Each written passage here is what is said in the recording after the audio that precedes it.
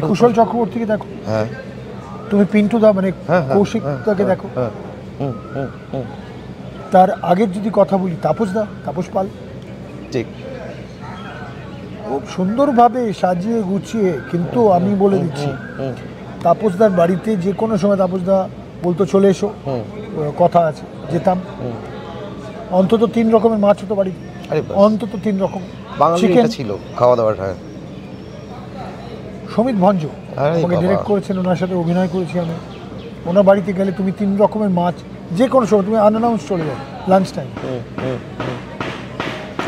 But বাকি প্ল্যানিংগুলো খুব সুন্দরভাবে, এই টাকা এই ডিপোজিটে যাবে, এইটা শুনে মজা লাগলো খুব, কারণ এখন বোধহয় পিপিএফে যাবে, এইটুকু টাকা ইন্স্যুরেন্সে যাবে, এই প্ল্যানিংগুলো খুব ইম্পর্টেন্ট।